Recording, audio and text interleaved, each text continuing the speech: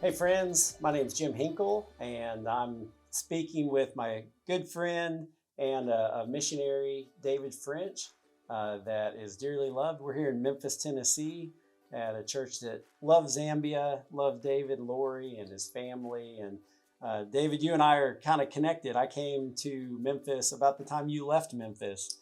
I think Memphis could only handle one of us. Yeah. But Ran me off. So I did. Well, chased me all the way to Africa. You made space for me.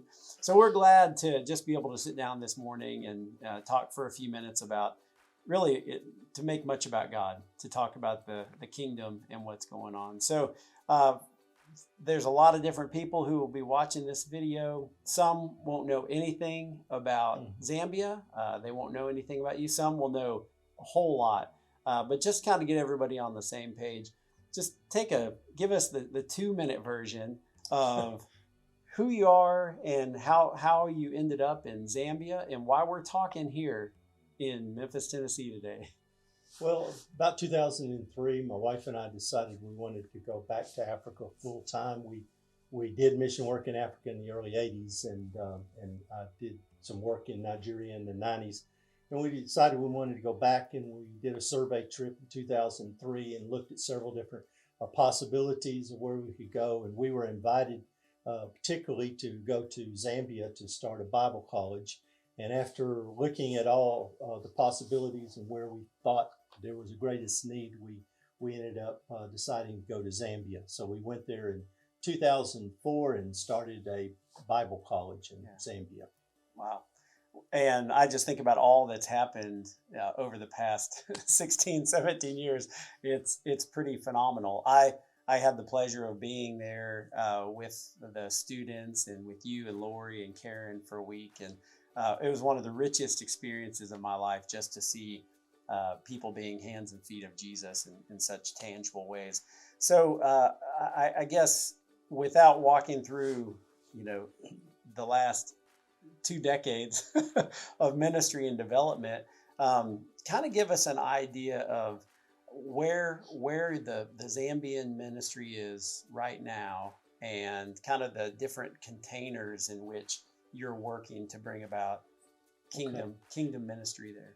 This ministry started off just as a Bible college, but as we responded to the need, as we saw the needs more and more every year, and learning from our experience more than anything else, our ministry slowly began to evolve. And so it is actually quite a bit different from what we originally intended to do.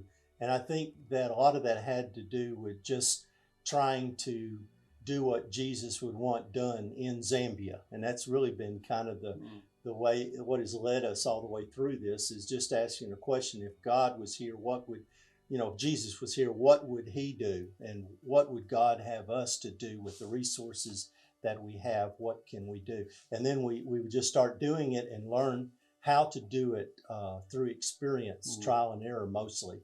Sometimes how not to. Yeah, a lot of it.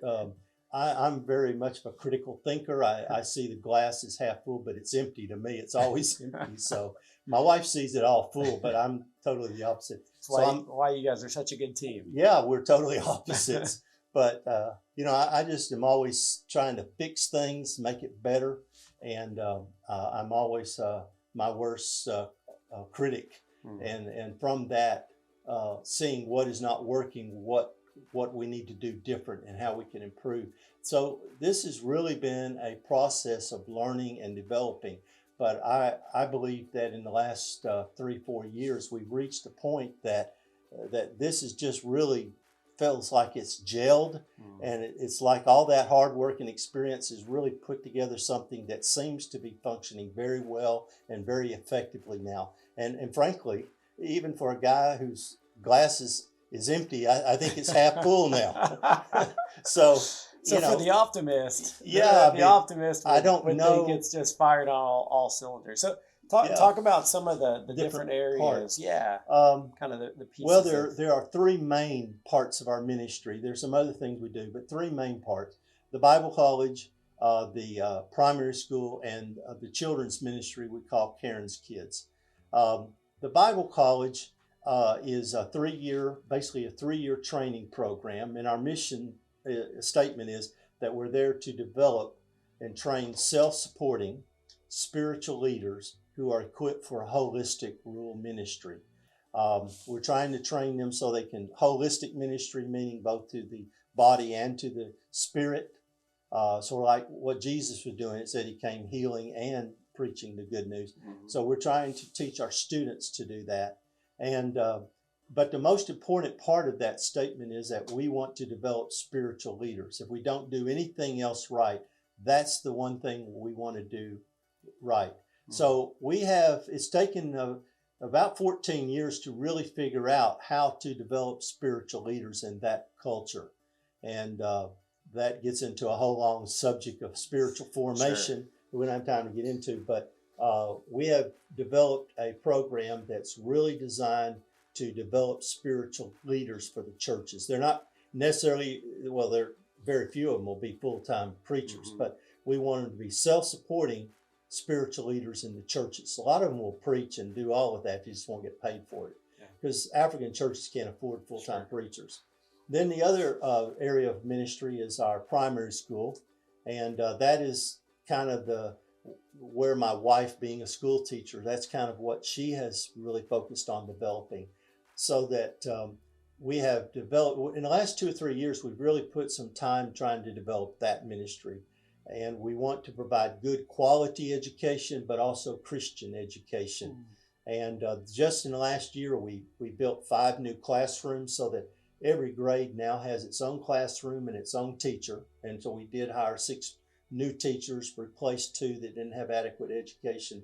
So we have 12 good teachers for the grades K through 7. Mm-hmm. We have capacity for about 250 students, and they come from all around the community because there is no school in our area. But this is a top-notch quality education program we've developed. But it also has that spiritual component. Last November, one of the most spiritual-minded students that we ever had to go through our program graduated. And so we kind of snapped him up, and his wife too, because she went through our program. And we hired him to be the campus minister in the primary school. Okay. So awesome. He teaches Bible classes and does chapel and works with the families spiritual. So he's a minister to the students and their families in that school. He also helps coordinate with the Bible college to get our Bible college teachers the Bible college students and their wives to come over and teach Bible and work with the ministry too. Mm-hmm. That way our Bible students and their wives get practical experience learning how to be a school teacher, because when they go back to their villages, they can start one-room schools in their churches, because it's a big need in Zambia for education.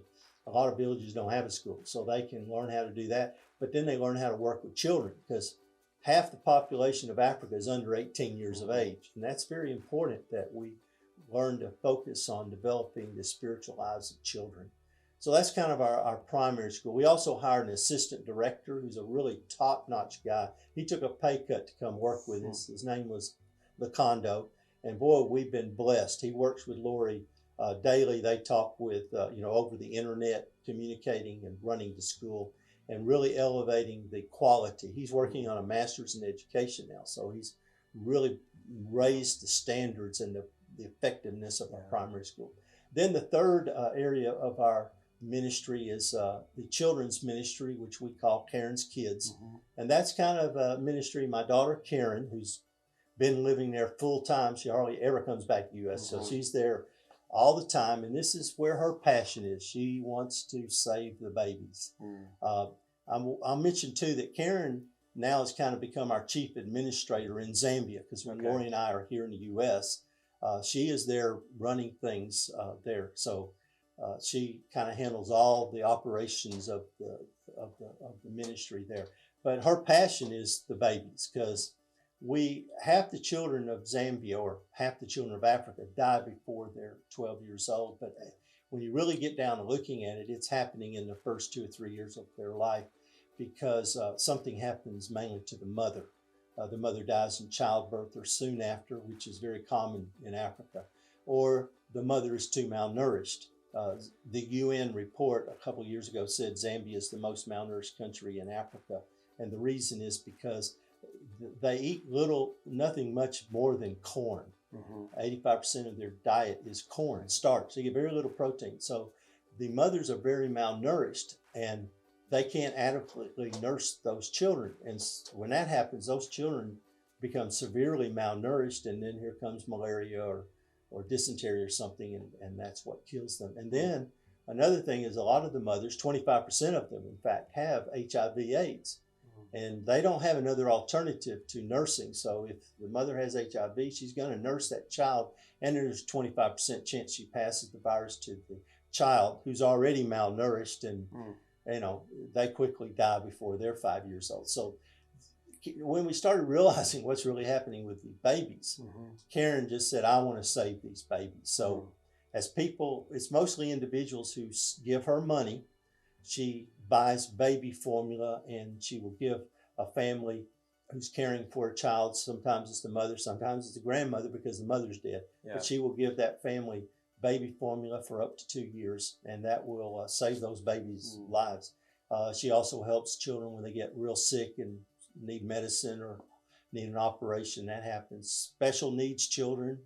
And then we've just finished work on a baby house, we call it, a care facility, where we can take children that when a father and mother die, that child they look at family not as a nuclear family, it's extended family. So when the parents die, that child becomes the responsibility of the whole extended family. So we don't have a problem with someone taking care of the children, but sometimes a family isn't able to take in a child immediately, or can't take care of a child. They can't buy a baby formula, and what's going to happen to that child. So Karen, there's temporary need to care for children for up to 2-3 years, and so we have this new baby house that will allow us to care for some of these children temporarily, because we don't really want to do long term. I know orphanages are really popular. People will give to them, but frankly, Africans don't like them. Because they have a way to take care of orphans. They don't need orphanages. This just kind of gets them past the so we just want to do temporary. I don't want to do for Africans what Africans can do for themselves. So let's don't make them dependent on us. Let's empower them and help where they can help. So those are our three main ministries. We have some other things, like we have an optical clinic. We have a auto-refractor machine that will read people's eyes, print out a prescription, and we can match them with donated eyeglasses. But that's real. We don't run it all the time, just when Lori is there. But that's really life-changing to people. To be able to see. Yeah, a lot of people have grown up and never had a pair of glasses, and they're, nearsighted. And, got a story of one guy put on glasses, and, he looked around and he goes, "Oh, trees have leaves on them." And, the best story I ever heard was this older couple that came in, and they were in their 70s, and they'd never had a pair of glasses. We put these big old women's glasses out of the 70s, if you remember. Maybe you don't remember. You're so young. I do. But they were big I've old. seen pictures. Yeah, you see pictures. Well, my wife had a pair. But anyway, put a big old pink glasses, women's glasses, put them on him. His eyes bugged out. He looked around, and then he looked at his wife, and he goes, "Oh, I have married a beautiful woman," like the first time you'd ever seen her. Man, what a And moment. I thought, boy, that would be a shock at 70 years old to see your wife for the first time. Here, y'all just keep these glasses. But no, they just was life changing. But that's a fun ministry that we do. Well, so anyway, that's I know you guys go so wide, and you're trying to go deep, and I'm not overly interested about numbers from just feeling good about ourselves kind of standpoint, but just to help people understand the scale of what you're doing. Do you mind just telling me how many people are in the leadership program, and about how many are in the school? You said you had a capacity for 250, and then how many babies are under the care of caring kids right now? All right, I just can talk about the Bible estimates. college. I honestly don't know what the numbers are for the primary school or Karen's kids, because they fluctuate. Sure. Quite and a I'm bit. sure with we have capacity for 250 children in the primary school. I don't right now. It's growing and increasing every month, especially as we increase the quality and we get better known in the community. I think there's at least 150 kids in the primary school right now, but we're moving up to 250 because we just hired the new teachers this year. Okay. So it takes us a year or two before Yeah. we really build up those numbers now, because we made some big changes in the primary school this last 12, 18 months, major changes. Then Karen's kids, she does with whatever money she has, and there's kids that it goes like this, Yeah. the numbers. It's kind of hard to quantify too with some of those kids Yeah. because they're not necessarily there with her in care, but they're I don't know. Every month she buys a bunch of baby formula, and then she makes this track. It takes her 2 days to go around the mall and deliver it. and nobody's asked me that question about the number, so I've never asked Karen. Well, I know every year or two we'll talk, and I've heard some numbers, and I know they're sometimes it was a dozen, but sometimes it was 30 or 40, and so I just didn't know. She's not been having any scale-wise. children living with her for the last year because of the pandemic. We for a period of time, when COVID first hit, we were really afraid what was going to happen in Africa, and we locked down and shut down our campus. And so she sent the kids she had and was able quickly to try to get those back with extended family.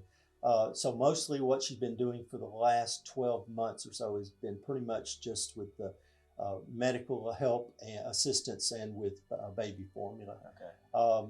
But I know I get pictures every month or two of a new child that she's got, and I try to post them on our Facebook page when they come in. Now, the Bible college is where I focus most of my attention. Honestly, Karen and Lori come to me to stuff, and it's like, okay, how much is it going to cost? And I try to figure out if we got the money, and they kind of agree or not agree. But Lori knows education, and Karen knows kids, so. If we got the money, I give them the money, especially if it's donated money. But now the Bible college, I can speak a little more clearly about. We have 3 classes of students, three, first year, second year, and third year. And the first year students, and by the way, we will have 20 students to come in the first year in January. We start in January and go all the way to November. We'll have... in other words, we're in operation year-round except December. But when the new students come in, we'll have 20. But within 3 months, they're down to 16, 15. We've had them drop all the way down to 12 because a lot of them come and they don't realize how hard our program is. It is hard. Our program is hard work. I mean, they got to learn how to do new agriculture, and they got to grow their crops and sell them, and some of them thought they were going to get away from the farm in the rural area, and they find out no way. And then of course going to class, and our program's hard. They are busy all day long, every day. So a lot of them drop out, and then we have some that just get sick, or their father dies and they got to go home and take care of the family, and things like that happen. And so we have an attrition through the time, but pretty much every year we're graduating 12 students plus about 7 of their wives, 7 or 8 wives that go through the women's program. The men get what's called a diploma in Bible and ministry, and the wives get a certificate of completion in women's studies. So there's 2 diplomas or 2 degrees they get. And then now the first year students will have 20 that come in January. We don't let them bring their wives till April because we want to flush them out. We really try to get rid of the chaff real quick. We are hard, and we tell them from the very beginning. We want to scare them off, and they disappear. I mean, we'll wake up one morning and people say, well, "Where is Henry?" We can't find him. He disappeared in the night. Gone in the night. Yeah, they disappear. It's funny, but the wives come. The first year students' wives come in April. And then they're assigned a married student a house, apartment. We have 30 married student apartments, and then we have a dorm for the single students. But we want 75% of our students to be married. We want them, ideal age is married and in their 30s or 40s, and they have already been engaged in ministry. They get letters of recommendation from their home congregation, and we interview them and try to vet them before we come. Now, our attrition rate has actually started going down. We're losing fewer and fewer because now our graduates are recommending students, and they're recommending, awesome. Yeah. and they can tell them what it's really about, and they come knowing a little bit better what we're about. When we interview them, we're trying to get them to come to our campus too, so they can actually see before they come. So we're pretty much maxed out numbers. Yeah. All in all, men and wives, Mm-hmm. we have capacity for about 90 to 100. But I've thought about building some more student houses, but I'm really doubting that we're going to do that because, I know we Americans, we want to mass produce everything. Bigger is better. But I'm going to tell you what, when you're trying to develop spiritual formation takes mentoring, and I don't know that we want to increase anymore because we're more concerned with quality than we are with numbers. I'd rather every year produce 12 good quality students than 20 or 30 that really are not, that we've really not developed well spiritually. Yeah. Well, and I think that's an important value. And I know, having spent some time in developing countries, the lack of resources toward church leadership and leadership equipping is just incredible, like compared to what we have access here in the U.S. So thanks for giving us kind of an overview. Just two questions as we kind of begin to round out the conversation.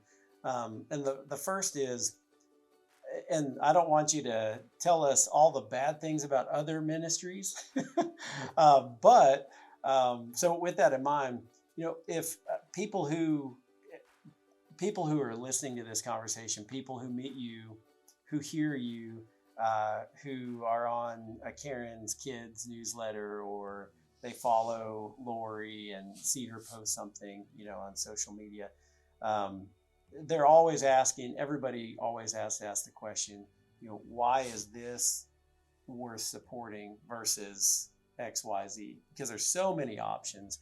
And I think there's, a lot of white noise just because so many people are asking for money and so many people are touting what God is doing. And I think God is doing great things in all kinds of ways in all kinds of places. But I guess if someone that's watching this or engaged in conversation with you asks the question, what is so compelling about what you're doing? Why is this where I need to invest my dollars and my time and my prayers that I've got a limited amount of, but I want to steward really well? Why Zambia? Why now? Okay.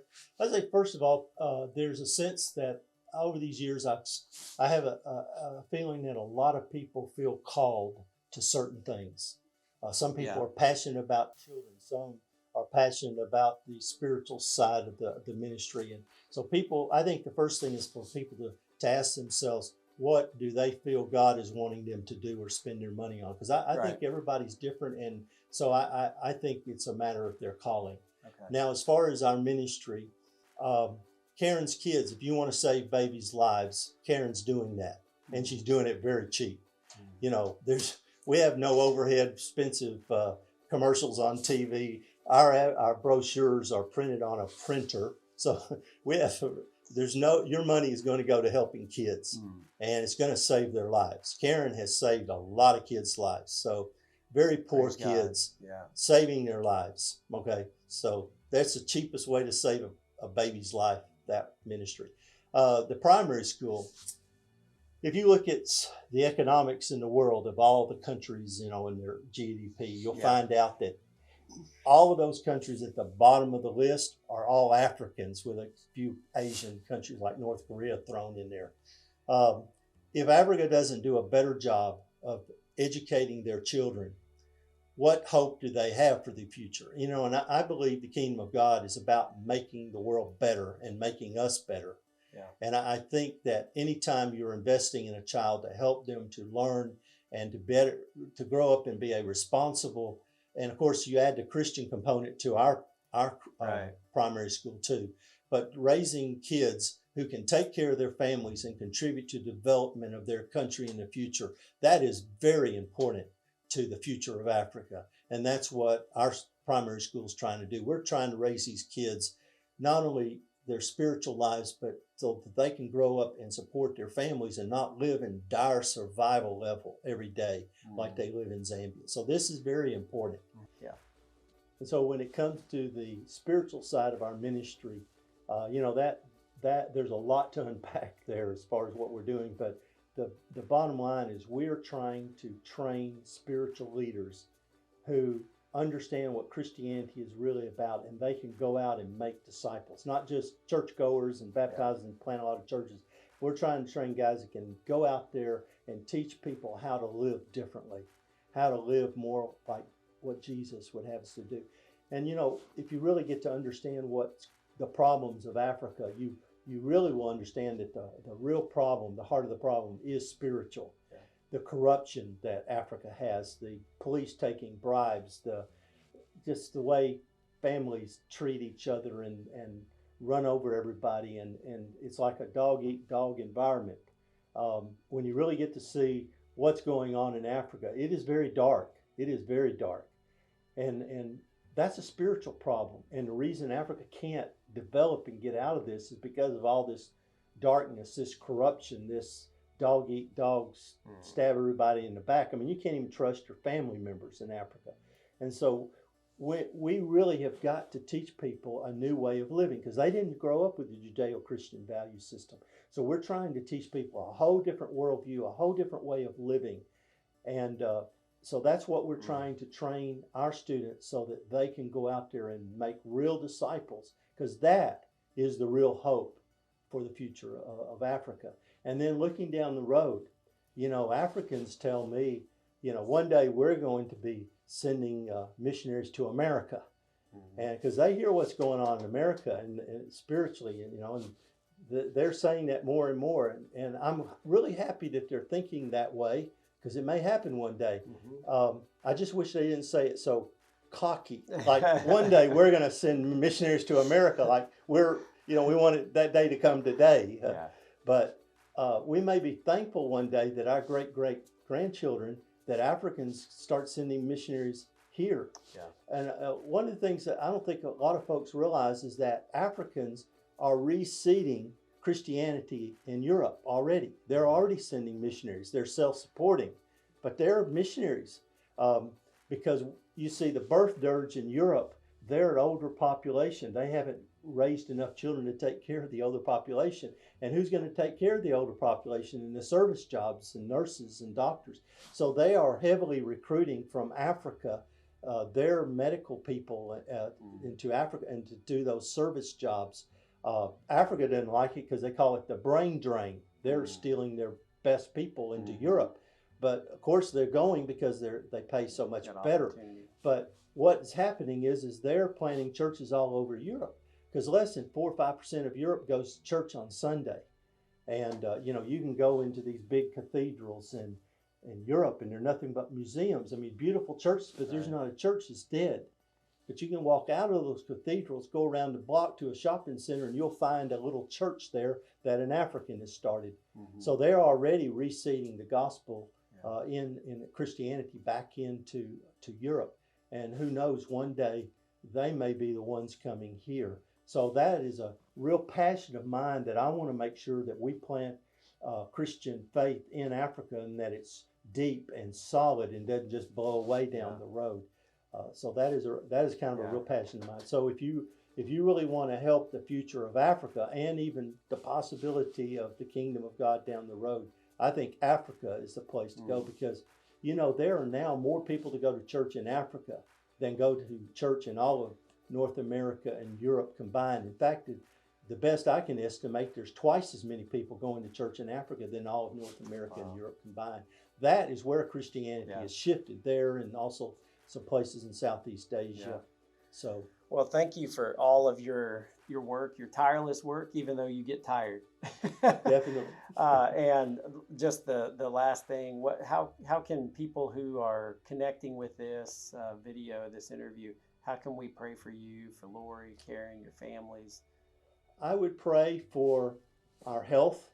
Lori and I are now in our 60s, and there's no one to replace us, and so we don't intend to ever retire, and we hope the Lord gives us 5, 10, 15 years. And so I hope that we continue to have health in our staff in Zambia, because we've had staff people up and just die overnight, and I pray for their health, because we've invested a lot in developing a very good staff now in Zambia, and we pray for them and their health. That's a very big important. Of course, we pray for the funding, because the ministry needs the funds that we need, and then we just pray that God will bless us, that we're able to accomplish these things I've mentioned in this interview, this conversation, that we can really affect the spiritual lives of these children and our students, and that they will be able to go out and multiply in the years to come. Those are three things I would ask for prayers. Well, I'll definitely be honoring those requests. I hope people who are joining us will also be honoring those prayer requests. And how can people find out more and get more connected with you? Well, they can go to our webpage, www.zambiamissions, with an S on the end, zambiamissions.org. Great. And you can find pretty much all about information, and you can get my email there and send me an email if you have any questions. Yeah, great newsletter that comes out. So we also have a Facebook page, but that information's on our webpage. Just go there. Okay. Well, thank you. We'll be praying for you. Thank you for watching this, and we look forward to seeing how God continues to work through the Frenches and in Zambia. Thanks.